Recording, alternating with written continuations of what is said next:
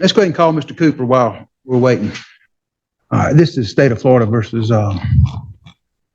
Stephen Allen Cooper, case number 19 CF 866. Buckle up, guys. Today we're diving into a courtroom saga where ignorance meets consequences. We start with Stephen Cooper, a man who couldn't follow simple court orders, constantly showing up via Zoom instead of in person. This clip sets the stage for a no-nonsense judge ready to deal with repeated failures, showing the high stakes of thinking you can game the system. Mr. Cooper's before the court today. He represents himself. Mr. Cooper, do you still wish to represent yourself? Yes, Your Honor. All right. There's been a bunch of motions filed today, but print out the motion that I've denied, most of the pro se, the ones that were filed as of the 12th. Madam Clerk, dismissed, the motion to dismiss defendant's motion to reinstate bond and vacate related bond forfeiture, and notice of speedy trial. Development resubmitted. Yeah, and I'm going to deny them again. All right, where we at? I dismissed the pro se notice of speedy trial demand. But okay, we'll set it for the November. Anything else, Mr. Cooper? Yes, you dismissed them because of a certificate of service, and they were refiled with a proper certificate of service. They were just refiled today. I have not had a chance to look at them. So I won't deny them today. I'll just reserve on that. Okay. I can't, I just have not, they were not in the court file when I looked this morning. They were filed today. So I'm not prepared to order them. I will not dismiss them today, but I will have a chance to look at them. Okay. So I have a right to reinstate bond? No, I'm not reinstating it right now. And I'm not going to reinstate your bond. You failed to appear. Judge Costello, my understanding that Judge Costello was covering for me, that you appeared by Zoom, and you did not come to trial as you were ordered to. So you're not getting back out of jail. It was not willingly though. You're not getting out of jail, Mr. Cooper. But I have a right to bond. Denied. All right. Well, denied. I do have a motion that I'd like to submit to you. You can submit it. Disqualification of judge. Okay. Submit it. Who should I hand it to? To the clerk. We'll set that for the 19th. And we'll have a chance to look at the other ones. Okay. That's Friday morning. This is State of Florida versus Stephen Allen Cooper, case number 19 CF 866. Mr. Cooper is present in the courtroom. He's representing himself. Mr. Cooper, do you wish to continue to represent yourself? Yes, Your Honor. And we're set for trial November 3rd. All right. Did you get the order to deny motion for disqualification of judge? I have not received that. All right, I'll have that printed out for you. There's some other motions that you filed. Looks like we got them yesterday. What I'm going to do is I'm going to leave this on the trial docket for that November date. I'm going to set this for October 24 for a trial management and motion day. I got the bond reinstatement that was previously filed, and then yeah, I'm going to deny that motion for bond. You're based on your failure to appear. I'd already, and for the record, I have had you arrested at least once on a failure to appear. Released you again on, allowed you to go back to, I believe, Ocala on the morning of trial after you filed a demand for speedy. You failed to appear, and Judge Costello revoked your bond at that time, had a capias, and then we had to, I think the capias was outstanding for a while. So my motion is denied. I'm prepared to make arguments in regard to that. Well, I'm not prepared to listen to them. I'm ruling on your motion. Okay? What I can rule on a motion without hearing an argument, and that's what I'm doing today. Anything else? Any of the other motions? I'm going to hear everything on the 24th, because you just filed a bunch yesterday on the 16th, and we got them in the court file. So I'll hear everything the 24th. That will conclude today's hearing. Mr. Cooper, we'll see you then. Mr. Cooper, you're here today on your trial management. I believe you're set for trial November 3rd at 8:30. You're representing yourself. Do you wish to have an attorney appointed to represent you or talk any more about that? No. Okay. All right. Where are we at? I believe it's the motions, and I have my motion to reinstate bond. And that'll be denied. All the motions filed on the 14th that you postponed 30 days until this date, and none of them have been responded to. Filed in reverse, responding to his multiple motions to dismiss, the motion for discharge, and the motion to quash the information. All right. Actually, a motion to disqualify the judge was filed as well. I believe you got that. I think I've ruled on that, hadn't I? I believe you got another one. Yeah. All right, I'll get you an order of that next week. We'll leave it on the docket for November 3rd. See you then. Are you going to give me the traverse? 'Cause I haven't received anything. Yeah, if you don't have it, the state has this already been filed, so if you want to give it to them, or state, or the clerk's office can give it to them. All right, guys, now we watch Cooper plead his case from jail, attempting to get his bond reinstated and challenge multiple motions. The judge, however, isn't budging. Every excuse, motion, and self-representation attempt is systematically denied. This segment highlights the consequences of failing to appear, the unwavering authority of the court, and the tension of repeated legal defiance. Well, the first matter, Amos Kenzone, come on up and have a seat if you would. Go ahead and have a seat, sure. There's no contract. You and I have no contract. We resolve it in this way. It's a civil infraction, which means the city has the obligation of going first. Go ahead and have a seat and speak into the, if you're more comfortable standing. No, this isn't the time for questions. This isn't the time for questions. What we do here, this is not, we do it in a certain order. The first thing we do is, as you were cited for 2 infractions, is as I read what the officer said, until there's nothing before me, until we have the officer's statement. Once we have the officer's statement, then you can present whatever argument you want. That's the time you make your argument. So what is it about today? Pardon? What are you planning on doing today? Well, you're defending yourself against the issuance of 2 infractions. No, I'm not the defendant. Well, Defendant, would you agree with me? you're whatever you want to call yourself, a defendant, a respondent. You're the person who was issued the citations. That's the problem. That's not the defendant. I've read the argument. You're not raising it at the right time. Raise the argument after I've read the officer's statement into the record. I have actually contested that statement on the return service that you received in the file. Okay. Statement is not accurate. If it's not accurate, now is not the time. We don't have the statement yet. I need to read the statement.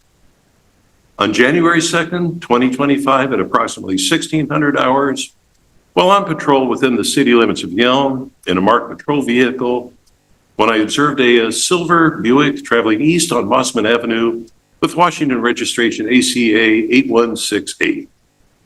The registration showed expired as of 11/24. I conducted a traffic stop using my emergency lights. The driver was identified as Amos Kenzone by his Washington State driver's license. Amos first gave me a random card stating he was an American citizen and did not need a driver's license. Amos attempted to argue his sovereign citizenship and that he did not need a driver's license. Amos was unable to provide me with current proof of insurance and stated he did not have any at this time. Amos was given the opportunity to contact the valid driver who was unable to do so. I advised Amos that his vehicle would be impounded. Amos was given a criminal citation for driving while license suspended in the 3rd degree, a traffic citation for no insurance, and a copy of the TOFR. Amos was given a courtesy to his residence. The vehicle was impounded. Buckle up. Guys, now we shift to a more chaotic case. A sovereign citizen, Amos Kenzone, clashes with Judge Meyer. This segment covers the officer's report on expired tags, a traffic stop, and the initial confrontation. Already, the tension rises as Kenzone's bizarre claims meet the reality of law enforcement and public safety, foreshadowing a battle of pseudo-legal ideas versus real authority. From the scene by Wharton Towing. That's what the officer said. Now I'll listen to you. Okay. Now's the time. Could you speak into the microphone? I gave the officer very first once when he approached me, I gave him this, my American State National Credential Card. And this has all the information he needed to look up to find out that I'm not a US citizen and therefore not in his jurisdiction. And therefore there's no issue about traffic violations because there was no crime involved. And then he refused to look up the information by his own choice. So then he required my driver's license, which I told him I can give it to him, but that does not apply because it's my license, it's not the DOL sign, because my name is a copyrighted name, and therefore it's in my possession. But anyway, he then went on to saying about sovereign citizen. That's an oxymoron, and I tend to say only morons use that term, because a sovereign can never be a citizen. Citizen has an obligation to whatever government or state he's subscribing to, whereas a sovereign, I'm a foreign sovereign. I mean, I'm foreign to your jurisdiction. I'm here talking to you now as a lawful person. I can talk to you because we're both persons in this environment, but I'm not subject to legal rules and everything. That's up to you. That's you are subject to. I'm not. I tried to tell that to the police officer because for his own protection, I told him, look, I'm not really who you think I am. I'm a driver, not driving a commercial vehicle with interstate commerce. It's the only reason I would have a driver's license. So that's why I gave him the credential card first, so he could correct his mistake. He refused to do so, and they ran me through the mill, and you know what the mill was doing afterwards. So that's all criminal now because I'm a foreign sovereign, and I posted it on my door. I posted it in my file that I have a Foreign Sovereign Immunities Act, meaning help that holds me, a man, a lawful person, immune towards the legalese, the legal subscription which a dual citizen has obligation as a citizen. I do not have those obligations. All right, guys, now we witness the peak of absurdity. Kenzone argues he's exempt from traffic laws because of a credential card and the Foreign Sovereign Immunities Act. The judge patiently listens as we see the clash between fantasy legal theories and real-world obligations. This segment is pure courtroom drama, showing the disconnect between delusion and enforceable law. And I tried to tell you that too in my paperwork as a meeting. And so you don't have a claim. You have to actually prove jurisdiction over me 1 year. The defendant is not me, but defendant, the name, all caps name, is under my private copyright and trademark. So you basically created, not you with you, I mean the federal government created that name. And I'm asking you, do you agree that the name represents a usufruct derivative? It's something you can use to access my assets and create credit therefrom.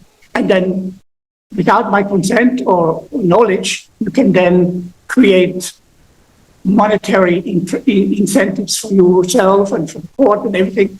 But the credit and the asset still belongs to me. So the conundrum I have with you now is you are the ones who would have to pay the fine on that violation because it doesn't concern me. It concerns a usufruct derivative, which I still don't have any control over, even though it's in my copyright and trademark.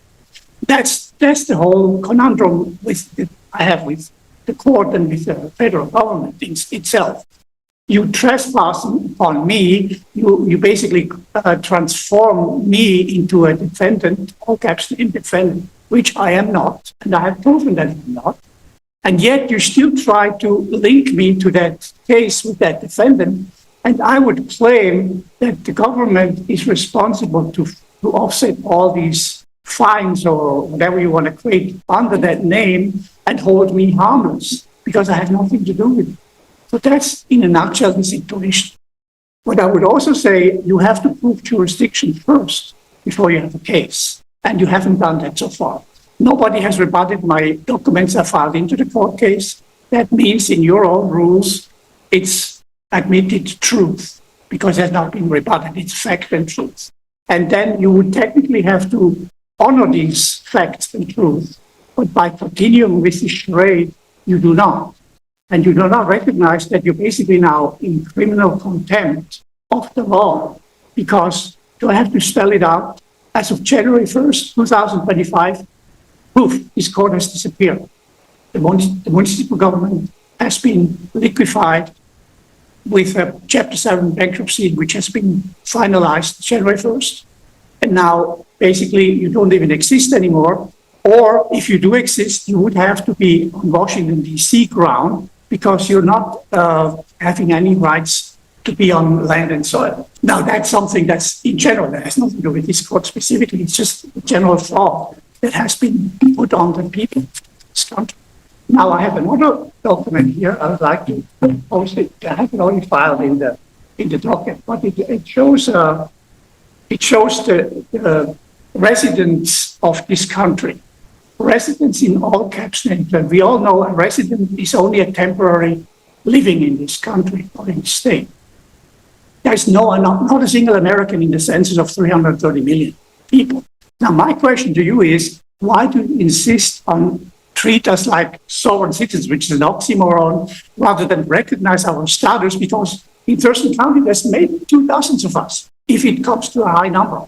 Everybody else can be treated as a dual U.S. citizens, which gives you all the rights you have, but not against me. So that's your problem now, because I have documented everything in the file. So basically, I have made a counterclaim. I nullify your claims, including the fines, including whatever you want to bring up, including the statements of the police officer. They've all been voided out by me responding, return service response. And that also would also be appearance in court, by the way. So he never not appeared in court. I just give you the courtesy. Well, it's basically not a courtesy, it's under duress. I come here to make sure I inform you of the situation you're basically maneuvering yourself into by not recognizing who I am as a foreign sovereign, because I'm outside of your jurisdiction, period. So that's why you don't really have a case. And it would be wise if you would allow the prosecutor to file a notice of dismissal or cancellation of the case, because it won't have any jurisdiction, and I have proven that on the record. And that's my. You showed me the paper that you showed. I could not see that from here. Okay, so I give it to you here. This is what's not in the document. And then also, in order for me to be protected, we also have a private indemnity bond. In case I would be involved in a crime or in some property damage, that indemnifies me. I don't need a bond like you guys do. I just need an indemnity bond. So that means if something happens that causes a lot of financial problems, that indemnity bond would be able to connect from the power. So that's the document. And you can see there's two barcodes on there, or whatever they call it. You can access my documents like the police officer could have easily gone, scan those two barcodes and get into the file. And then all the files are in there accessible, the same ones I put into the court case now. So basically, there was no reason for the officer to do anything else except, oh, excuse me, I made a mistake. Have a good day.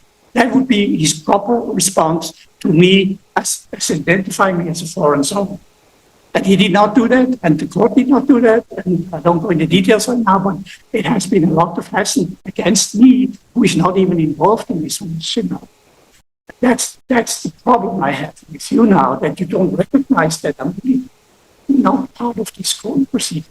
So you're entitled to call yourself anything you want to. I believe under the law, you're entitled to use any name you want, as long as you're not doing that to defraud anybody. Now, it's not of any interest to me whether you call yourself first name, first name, comma, uppercase, lowercase. It's the person that's sitting in front of me. No, they take it, it's my turn. Okay.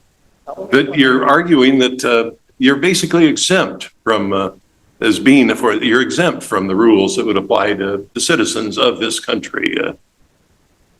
The problem is you may be, may not be call yourself a citizen of this country, but when you're using the roadway, you're subject to the rules of the roadway, no matter what you call yourself, a foreign citizen, a sovereign, it doesn't matter. Is this person using the roadway?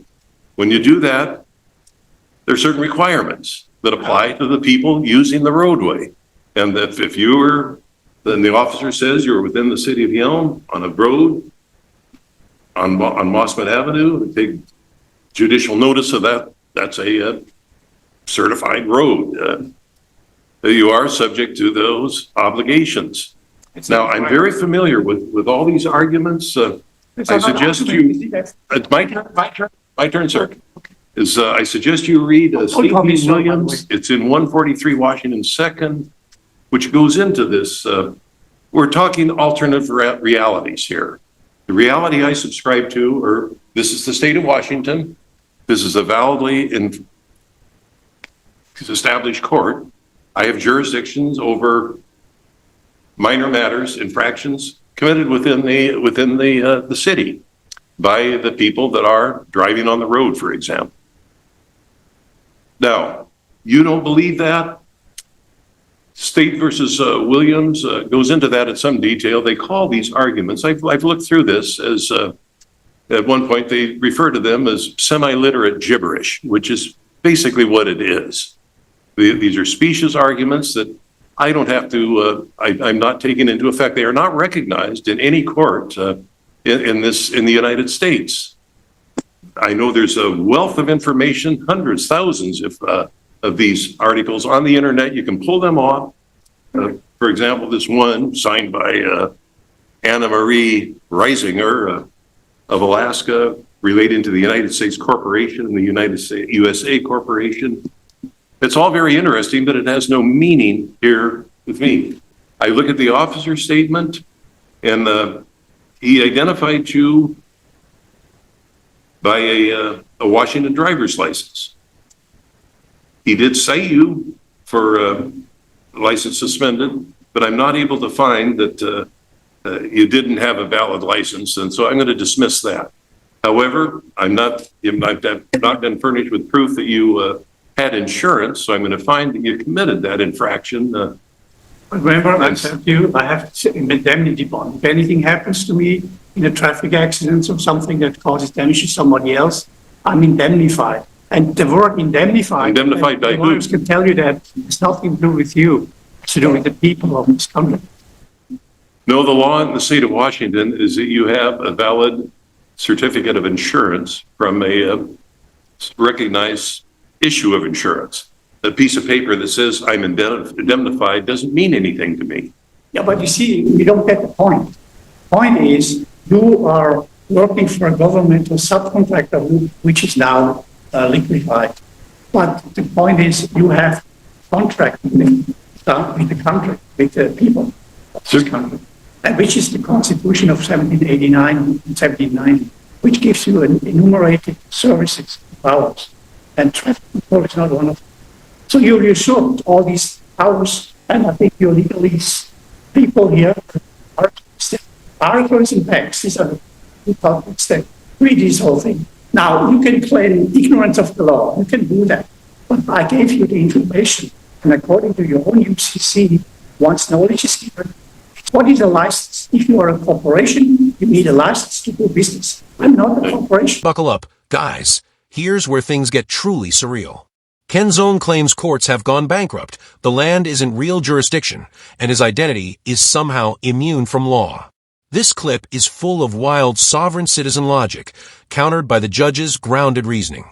It's a masterclass in absurdity versus authority, highlighting how disconnected from reality these claims are and building tension for the final verdict. Let me stop you right there. I've heard that before many times. The problem here is we subscribe to different realities. Exactly. I agree that 17, my turn, sir. My turn. 1789, I think that was when the Constitution was fully ratified and became the law of the land. And for ever since that time, countless scholars from the Supreme Court on down have spent their lives studying the Constitution, figuring out what it means, trying to interpret it, how it applies to specific events. One of the issues is back then, your way of getting around was horse and carriage. There wasn't any such thing as an automobile. Now, that went on for a long, long time. Only the last few years, comparatively, this alternate way of looking at the Constitution rose up. It's not taught in any law school that I'm aware of. It's kind of an internet sensation, and it is, to paraphrase Shakespeare a little bit, a lot of a big tale full of sound and fury, signifying nothing. This is what you're arguing to me means. In my frame of reference, it means nothing. It's not recognized in any of our courts. as they say, it's an alternative reality, and that's been done. People have gone to other countries and decided this is the reality we're going to have. I've made my ruling. I'm concluding the hearing. I would like to respond to that. You're right on target when you say we're not in the same area of existence. You're a legal fiction. You're a judge. That's a legal fiction. Doesn't exist in the real world. The land and soil is where the people live and act upon. And by the way, the officer confirmed that I was driving on public roads. Who owns the public roads? The public, not the police department, not you as a judge. And so that has to be respected for those who have identified themselves as the public. Again, a US citizen is not the public. You're correct in that, they're two different realms. But the mistake you're making is you do not recognize my realm, the real realm. And you can do that, but then again, I'm not part of it, so you have no rights to rule against me at all. That's my point. You made the point yourself. We could sit here and we could discuss this to no end. We're ships passing in the night. You don't agree with what I'm saying. I don't agree with what you're saying. What I am saying is what is currently the law is recognized by the Washington State Supreme Court and the Washington State Court of Appeals and the Washington State Superior Court. If you think I'm wrong in applying the law as it exists, you can appeal me. Well, okay, but have you proven jurisdiction over me? We're done. No, you haven't proven jurisdiction over me. That you have to prove, and we have many Supreme Court rulings that say that, unless proven on the record that you have jurisdiction over me in personam and what's the other one, material one, you have no case because you have to prove that first. And that is the clue for you to actually do it or dismiss the case. One of the two. I am satisfied the jurisdiction has been proven. The individual that's sitting in front of me was pulled over on a Washington street and issued a citation. You don't have any. Sir, that's enough. That's enough. We're done. All right, guys, the moment of truth. The judge shuts down Kenzone's alternative reality arguments, confirms jurisdiction, and closes the case decisively. Every pseudo-legal claim is dismantled, showing that fantasy stops where law begins. This is the ultimate lesson in courtroom reality. If you enjoyed the breakdown, hit like, leave a comment, subscribe with notifications, and we'll see you in the next video.